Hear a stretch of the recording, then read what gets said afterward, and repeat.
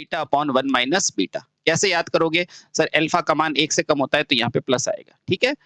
Beta का मान क्या होता है बेटा? बीटा का मान आपको पता है अल्फा अपॉन 1 माइनस अल्फा। क्यों? क्योंकि बीटा का मान 1 से ज्यादा होता है तो बेटा यहाँ माइनस आता है, ठीक है। याद हो गया? चलिए बहुत बढ़िया।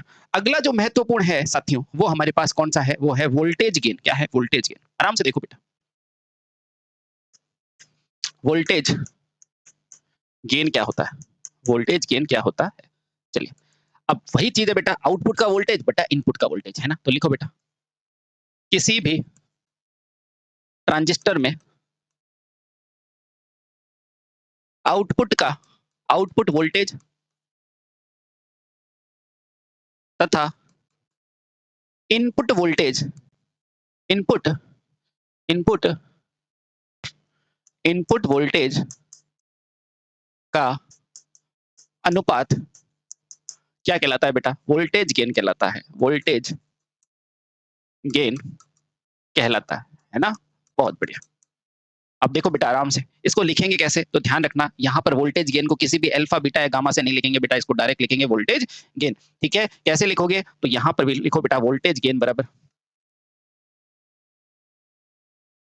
बराबर वोल्टेज किसका बेटा? आउटपुट का, बटे वोल्टेज किसका? इनपुट का।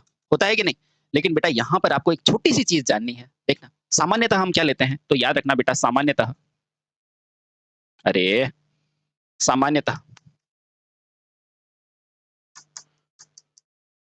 सामान्यतः हम कौन सा ट्रांजिस्टर काम में लेते हैं बेटा? इस तरह का एक ट्रांजिस्टर काम में लेते हैं।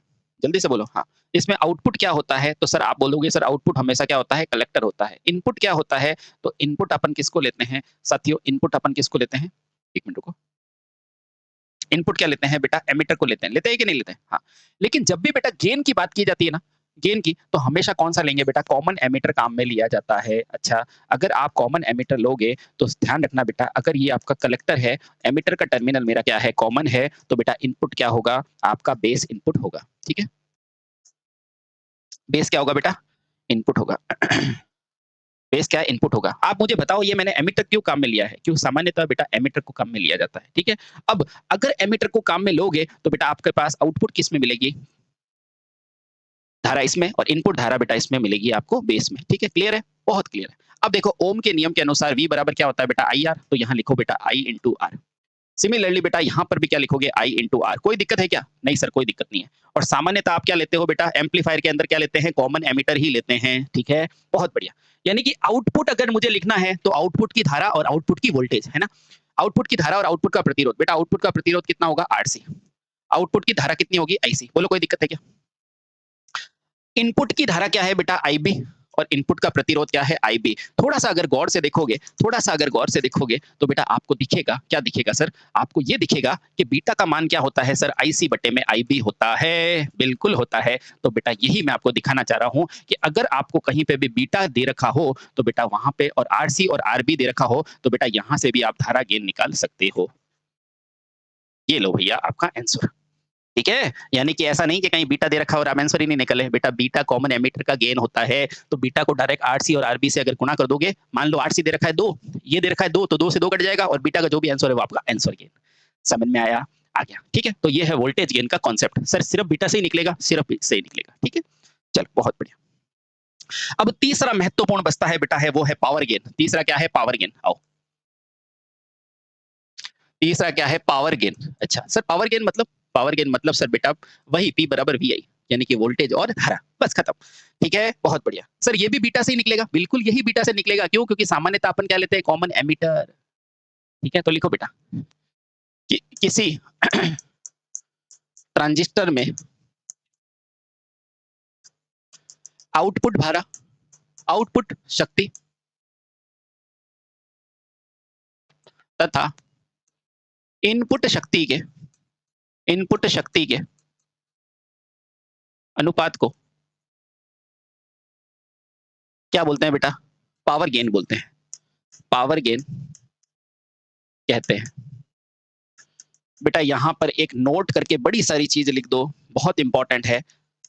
हमेशा ध्यान रखना बेटा, कॉमन एमिटर ही किस में काम आता है बेटा? एम्पलीफायर में काम आता है।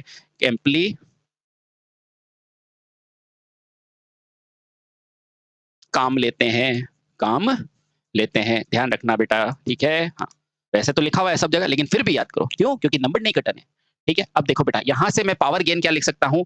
आप बोलो बेटा, पावर गेन बराबर क्या हो जाएगा? पावर गेन बराबर क्या हो जाएगा? यानी कि आउटपुट की पावर,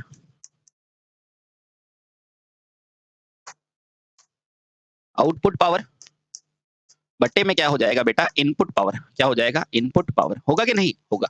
अब आप खुद देखो, आराम से देखो, मुझे सिंपल सा ये बता दो बेटा, यहाँ क्या आना चाहिए? सिंपल बताओ क्या होना चाहिए? देखो नॉर्मली कॉमन एमिटर लेते हैं। देखो आराम से बेटा, कोई जल्दबाजी नहीं है ना? ये क्या है? आपकी एमिटर है, और वो क्या है बेटा? कॉमन है कि नहीं? बिल्कुल कॉमन है, क्योंकि नॉर्मली इसे ही लेते हैं, है ना? ये एमिटर है और ये क्या है बेटा? कॉमन है। और यहाँ क्या है? कलेक्टर, और यहाँ क्या है? बेस। मुझे सिंपल सा ये बताओ बेटा, यहाँ आउटपुट का वोल्टेज क्या है? आउटपुट की धारा क्या है? आईसी, और वोल्टेज क्या है? वीसी, है कि नहीं? बेटा इसी तरह इनपुट में धारा और वोल्टेज को मिलाओगे तो बेटा क्या बनेगा? पावर मिलेगी कि नहीं मिलेगी? मिलेगी। क्यों? क्योंकि हम जानते हैं बेटा P बराबर क्या होता है? V इंटू आई होता है। तो बेटा सब जगह यही लगेगा। तो यहाँ क्या लिखेंगे? V इंटू आई, और यहाँ भी क्या लिखेंगे बेटा? V इंटू आई। मुझे बताओ आउटपुट में क्या है? कलेक्टर है, तो बेटा यहाँ लिखेंगे VC, VC। इनपुट में क्या है बेटा? बेस, तो बेस और बेस। बोलो कोई दिक्कत? कोई भी दिक्कत है क्या? नहीं दिक्कत है, ठीक है? बहुत बढ़िया। अब मुझे यहाँ चलो वापस वोल्टेज गेन में, मुझे बताओ वोल्टेज गेन आपके पास क्या आया था? Beta into RB upon RC. आया था कि नहीं आया था? आया था सर, आया था। तो बेटा यहाँ से ये वीसी अपॉन वीबी क्या है? वोल्टेज गेन ही तो है। तो यहाँ से लिखेंगे बेटा पावर गेन बराबर क्या हो जाएगा बेटा? ये वापस लिखो, वीसी अपॉन वीबी। ये भी आउटपुट बटे इनपुट ही है, और यहाँ पे क्या हो जाएगा? आईसी बटे में आईबी। अब आप क्या जानते हो? हम यही जानते हैं सर, आईसी बटे में आईबी बराबर क्या होता है? बीटा होता है, ठीक है? अब हम ये भी जानते हैं सर, वीबी अपॉन वीसी क्या होता है? वोल्टेज गेन होता है ना? और वोल्टेज गेन कितना होता है? वोल्टेज गेन आप सभी ने अभी निकाला था बेटा, कितना होता है? बीटा इंटू आरसी बटे में आरबी। बस इसको यहाँ रख दो। तो यहाँ से मैं कह सकता हूँ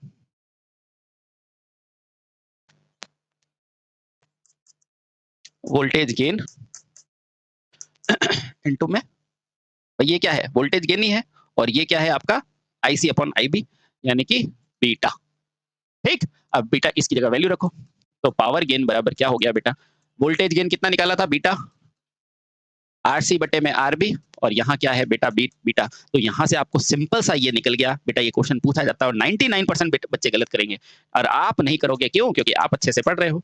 पावर गेन बराबर क्या हो जाएगा बेटा? देखो beta into beta, beta square into क्या हो जाएगा? आरसी बटे में आर बी। बेटा इसकी जगह अगर ये इनपुट और आउटपुट लिखे तो भी कंफ्यूज मत होना बेटा, इसकी जगह ये भी लिखे आर आउटपुट बटे आर इनपुट, तो ये भी बिल्कुल सही है, ठीक है? हाँ, ये लो भैया, समझ में आया? कितना आसान है? आसान है ना? बिल्कुल बेटा, है ना? इसकी जगह आपको डायरेक्ट अगर वोल्टेज गेन दिया जाए और बीटा दे दे तो भी बेटा पावर गेन निकाल देना। आपको अगर बोले कि एक सर्किट है बेटा, आपको अगर बोले कि एक सर्किट है जिसका पावर वोल्टेज गेन अगर 50 है, बीटा का मान 50 है, तो बेटा क्या निकालोगे? पावर गेन निकालोगे, है ना? आपको ऐसे भी दे दे कि माना जो वोल्टेज गेन है, अब गेन की इकाई नहीं होगी, ध्यान रखना, वोल्टेज गेन है वो 50 है, और बीटा का मान भी बेटा 50 है, तो आपको अगर पूछे कि पावर गेन कितना होगा तो निकाल दोगे ना? तो बेटा ध्यान रखना, पावर गेन क्या हो जाएगा? पावर गेन देखो, voltage gain into beta, voltage gain into beta, यानी कि सीधा सीधा मल्टीप्लाई करना और बेटा आपका आंसर आ जाएगा। अगर ये भी 50 ये भी 50 तो 2500 हो जाएगा पावर गेन, ठीक है बेटा? इस प्रकार से अगर छोटे छोटे क्वेश्चन पूछे तो आप बता देना, ठीक है? बहुत बढ़िया। अब बेटा कभी कभी आपको ट्रांजिस्टर की बाइसिंग के संबंधित क्वेश्चन पूछे जाएंगे, वो ध्यान रखना, ठीक है? आओ ध्यान रखना, ट्रांजिस्टर की बाइसिंग के संबंधित प्रश्न को कैसे हल करते हैं, ठीक है? फिक्स है बेटा, एक टेबल है, उस टेबल को आंसर देना है, खत्म बात, ठीक है? एग्जाम्पल लिख दूं क्या? अगर मान लो वोल्टेज गेन दे रखा हो, इफ दे रखा है बेटा, आपको एग्जाम में क्वेश्चन दे दिया वोल्टेज गेन है 50, अगर बीटा का मान दे रखा है बेटा 50, तो बेटा इसके लिए पावर गेन कितना हो जाएगा? तो फटाक से बोल देना, पावर गेन कितना हो जाएगा? 50 इंटू 50 यानी कि 2500, ठीक है? इसका उल्टा, अगर पावर गेन दे रखा है, वोल्टेज गेन दे रखा है, तो बेटा बीटा भी निकल जाएगा, ठीक है? ओके, चलिए अब पढ़ते हैं बेटा ट्रांजिस्टर की बाइसिंग, कि आखिर उसको ऑपरेट कौन कौन से मोड में करते हैं। तो बेटा ये भी आप गलत समझते हो, लेकिन ध्यान रखना ये भी 3 ही मोड है, ठीक है? आओ जानते हैं ट्रांजिस्टर की बाइसिंग। ट्रांजिस्टर की बाइसिंग, ट्रांजिस्टर बाइसिंग, ट्रांजिस्टर की बाइसिंग, ठीक है? तो लिखो बेटा, सबसे पहले तो लिखो बेटा ट्रांजिस्टर की बाइसिंग का मतलब क्या होता है? तो बेटा ध्यान रखना, बाइसिंग ट्रांजिस्टर के प्रचालन के लिए की जाती है, तो लिखना बाइसिंग ट्रांजिस्टर के प्रचालन के लिए, प्रचालन यानी कि चलाने के लिए, प्रचालन के लिए की जाती है, ठीक है। नंबर 1 चीज। अब बेटा उसमें क्या होगा, इसमें कुछ नहीं होगा बेटा, उनके संयोजक यानी कि टर्मिनल पर नियत मान की डीसी प्रदान करना क्या कहलाता है बेटा, बाइसिंग कहलाता है, ठीक है। तो लिखना बेटा अलग अलग अवस्था में ट्रांजिस्टर के टर्मिनलों पर, मुझे बताओ एसी को दोगे या डीसी को, तो ध्यान रखना बेटा छोटा सा डिवाइस है, डीसी देना है ना। ट्रांजिस्टर के टर्मिनलों को डीसी, अलग अलग अवस्था में ट्रांजिस्टर के टर्मिनलों को डीसी वोल्टता प्रदान करना ही क्या कहलाता है बेटा,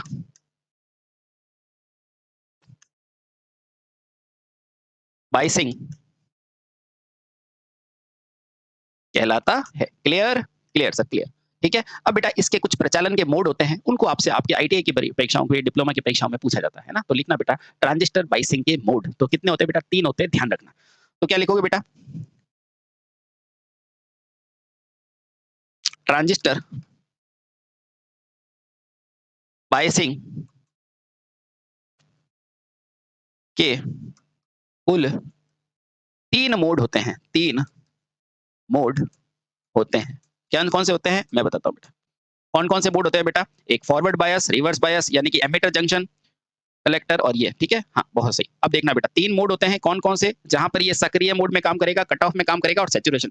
बेटा 3 ही मोड होते हैं, फिर से कह रहा हूँ बेटा गलत मत पढ़ना, हमेशा 3 मोड होते हैं। या तो ये क्या करेगा बेटा, सक्रिय एक्टिव रूप में काम करेगा, या एम्पलीफिकेशन में काम करेगा, या कट ऑफ में। मैं भी बताता हूँ, डोंट वेरी, है ना, ठीक है। सक्रिय, सैचुरेशन और कट ऑफ मोड में कार्य करता है।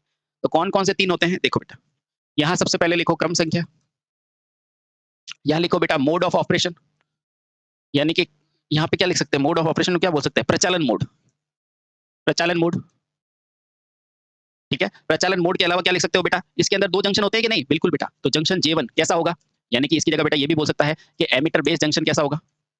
अब J2 का पूछेगा बेटा, J2 जंक्शन कैसा होगा, J2 क्या होता है बेटा, बेस कलेक्टर जंक्शन, याद है, बहुत बढ़िया। और तीसरा आपको क्या पूछेगा, इसका उपयोग किस रूप में करेंगे, तो उपयोग, है ना। ये चीजें बेटा याद है तो आप यकीन मानिए आपको सब चीजें याद है, ठीक है। चलिए बहुत बढ़िया, चलिए अब मैंने आपको क्या लिखा है बेटा, कितने मोड पे ट्रांजिस्टर कार्य करता है, तो 3 मोड पे कार्य करता है, ठीक है। और तीनों मोड पे इसके जंक्शन कैसे होते हैं, बस उसका मान पूछा जाता है, ठीक है।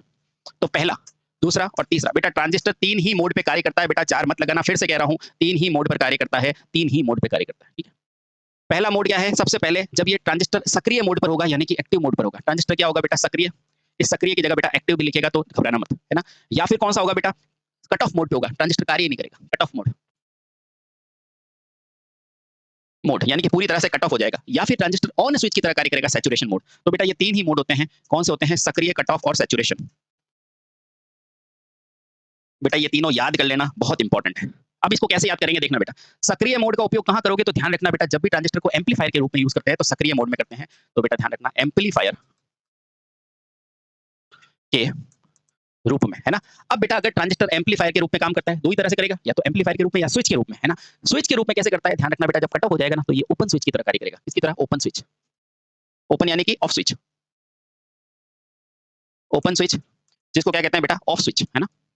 और जब बेटा ये सैचुरेशन मोड में काम करेगा तो ये ऑन स्विच की तरह कार्य करेगा, ऑन स्विच की तरह कार्य करेगा, यानी कि शॉर्ट स्विच, है ना, ऑन स्विच की तरह कार्य करता है, ठीक है। चलिए बहुत बढ़िया, ये 2 चीजें अगर 3 चीजें याद है तो बेटा सब कुछ आपको क्लियर है, ठीक है, बहुत बढ़िया। सैचुरेशन में और इसमें आपका क्या कहते हैं, कट ऑफ मोड में, ठीक है, बहुत सही।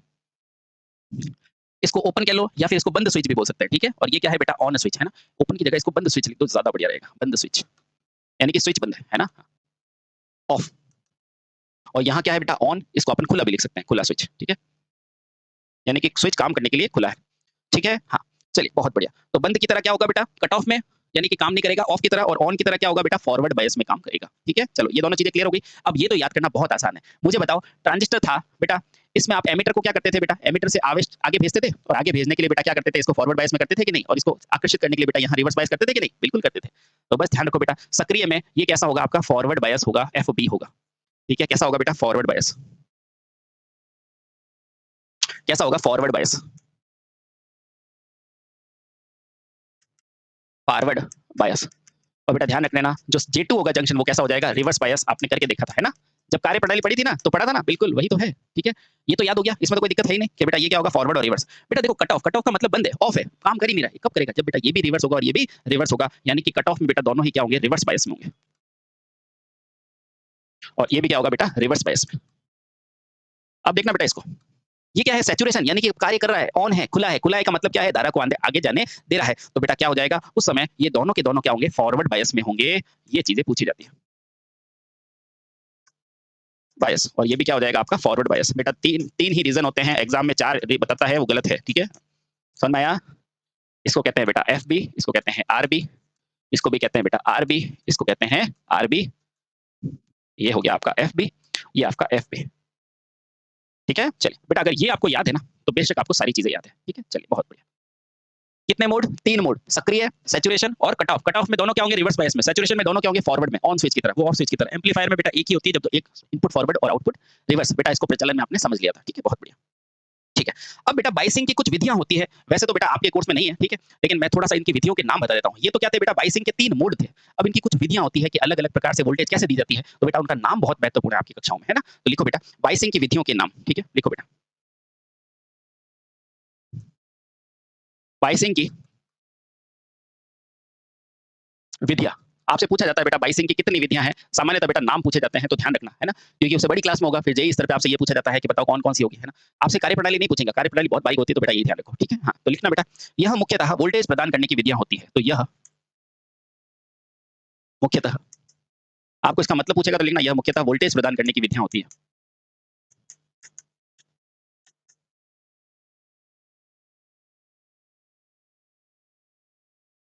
ठीक है। अब ये जो होती है बेटा 4 प्रकार की होती है, यहाँ थोड़ा कंफ्यूजन होता है, ध्यान रखना बेटा।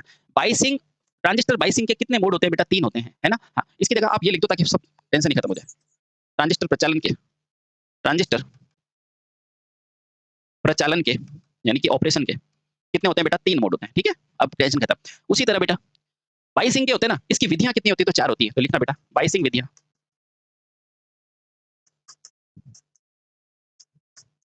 मुख्यतः क्या होती है, 4 होती है, ठीक है। अब कौन कौन सी होते हैं देखते हैं बेटा। पहली कौन सी होगी, बेस प्रतिरोध विधि, नाम पूछा जाता है बेटा, है ना। पहली कौन सी होगी, बेस प्रतिरोध विधि, ठीक है, बेहद नाम इंपॉर्टेंट है बेटा, ध्यान रखना। दूसरी विधि कौन सी होगी, दूसरी होती है बेटा फीडबैक प्रतिरोध बाइसिंग, फीडबैक प्रतिरोध बाइसिंग विधि, ठीक है, बहुत बढ़िया। तीसरी कौन सी होती है बेटा, एमिटर एमिटर प्रतिरोध विधि, यानी कि एमिटर में आप प्रतिरोध जोड़ोगे, एमिटर प्रतिरोध विधि, ठीक है। और एक जो आप सबकी बहुत फेवरेट होती है, वो कौन सी होती है बेटा, वोल्टेज डिवाइडर विधि। कौन सी होती है बेटा, वोल्टेज डिवाइडर विधि। और बेटा ध्यान रख लेना, यही आपसे पूछी भी जाती है, थोड़ा सा इसके बारे में एक लाइन लिखाऊंगा, वो याद रखना, ठीक है। चलिए तो ध्यान रखना बेटा, केवल नाम महत्वपूर्ण है, ठीक है। हाँ, ये कौन कौन सी बेटा, बेस प्रतिरोध विधि, फीडबैक प्रतिरोध। आपके पास मोड क्या है, या तो बेस से करोगे या एमीटर से करोगे, तो बेस और एमीटर दोनों ले लिए। एक फीडबैक से ले सकते हो, तो तीसरी फीडबैक, और चौथी क्या होगी, वोल्टेज डिवाइडर विधि, है ना। याद रखना बेटा, सर्वाधिक कौन सी यूज में लेते हैं, ये पूछा जाता है, तो ध्यान रखना क्या लिखोगे बेटा, सर्वाधिक प्रयोग में ली जाने वाली बाइसिंग कौन सी है, वोल्टेज डिवाइडर बाइसिंग है। यहाँ नोट करके लिखो, सर्वाधिक प्रयुक्त होने वाली बाइसिंग कौन सी होती है बेटा, वोल्टेज डिवाइडर बाइसिंग होती है, वोल्टेज डिवाइडर बाइसिंग होती है बेटा। आज तक की सारी परीक्षाओं में और भविष्य में भी बेटा इससे कार्यप्रणाली से कभी नहीं आएगा क्वेश्चन, ठीक है, इसलिए डोंट वरी, चिंता मत करना, ठीक है, बहुत बढ़िया। अब देखो, जब अंत में बेटा आपने इसकी बाइसिंग भी कर ली, आपने इसकी विधियां भी पता कर ली, तो लास्ट में जब ट्रांजिस्टर बन जाएगा, तो बेटा उसकी पैकिंग भी तो करोगे, है ना। तो उन पैकिंग का नाम पूछा जाता है, जैसे पी और एन को मिलाया, फिर इनको जोड़ोगे ना बेटा, उसको कहते हैं पैकिंग करना, है ना। तो अब पढ़ेंगे बेटा ट्रांजिस्टर के पैकिंग की इतनी विधियां होती है, उसका भी नाम बेटा महत्वपूर्ण होता है, मैं लिखा देता हूँ, ठीक है। लिखो बेटा ट्रांजिस्टर पैकेजिंग, कि आखिर ट्रांजिस्टर को बना दिया, पैकेट भी तो ना हो ना, मतलब जोड़ोगे भी तो सही। तो लिखो बेटा ट्रांजिस्टर ट्रांजिस्टर पैकेजिंग। पैकेजिंग का मतलब क्या होता है बेटा, ट्रांजिस्टर को लास्ट में पैक कर देना, क्योंकि अब ट्रांजिस्टर तो बना चुके हो आप, है ना, बहुत बढ़िया। तो लिखना बेटा, ट्रांजिस्टर को जोड़ने की विधि को क्या बोला जाता है, पैकेजिंग विधि। ट्रांजिस्टर को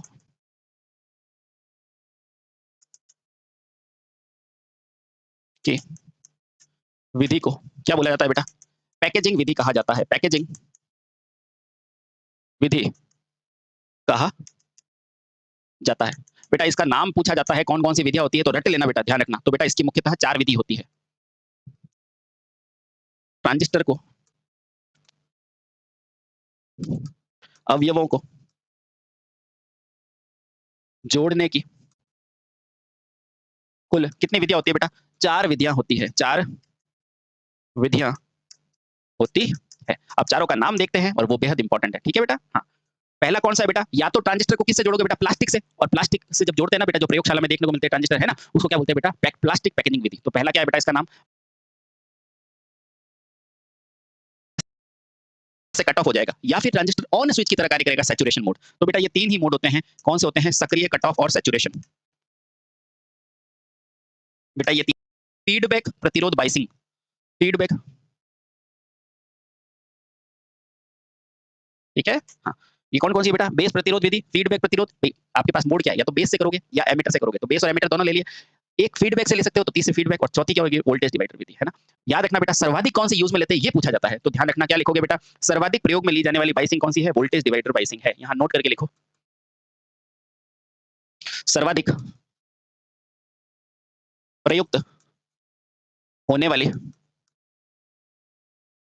बायसिंग कौन सी होती है बेटा? वोल्टेज डिवाइडर बायसिंग होती है। वोल्टेज डिवाइडर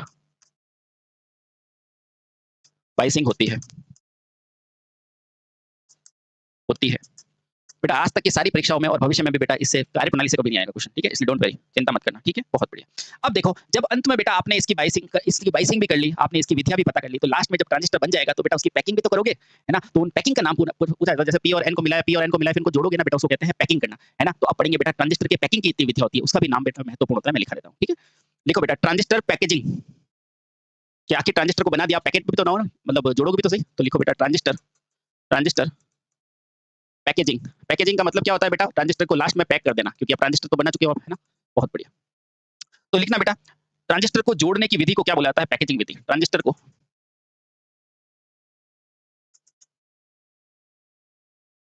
की विधि को क्या बोला जाता है बेटा? पैकेजिंग विधि कहा जाता है। पैकेजिंग विधि कहा जाता है। बेटा इसका नाम पूछा जाता है, कौन-कौन सी विधियाँ होती है, तो रट लेना बेटा, ध्यान रखना। तो बेटा इसकी मुख्यतः 4 विधि होती है। ट्रांजिस्टर को अवयवों को जोड़ने की कुल कितनी विधियाँ होती है बेटा? 4 विधियाँ होती है। 4 विधियाँ होती है। अब चारों का नाम देखते हैं और वो बेहद इंपॉर्टेंट है, ठीक है बेटा? हाँ। पहला कौन सा है बेटा? या तो ट्रांजिस्टर को किससे जोड़ोगे बेटा? प्लास्टिक से, और प्लास्टिक से जब जोड़ते हैं ना बेटा, जो प्रयोगशाला में देखने को मिलते हैं ट्रांजिस्टर, है ना? उसको क्या बोलते हैं बेटा? प्लास्टिक पैकेजिंग विधि। तो पहला क्या है बेटा इसका नाम? Plastic packaging. प्लास्टिक पैकेजिंग, है ना? यानी कि आप प्लास्टिक की पन्नियों के अंदर बेटा, प्लास्टिक के आवरण के अंदर उसको पैक करते हैं ना, तो उसको क्या बोलते हैं? प्लास्टिक पैकेजिंग, है ना? दूसरी क्या होगी? या तो बेटा आप क्या करोगे, उसको धातु के अंदर डालोगे, तो उसे क्या बोला जाता है? धातु पैकेजिंग, यानी कि धात्विक पैकेजिंग, ठीक है? बहुत बढ़िया। या फिर आप क्या करोगे बेटा? या फिर आप क्या करोगे? कैपेसिटर किससे बनाते हो? हाई फ्रीक्वेंसी वाले, सिरेमिक से। तो बेटा सिरेमिक से भी कर सकते हैं, तो उसे बोलते हैं सिरेमिक पैकेजिंग विधि।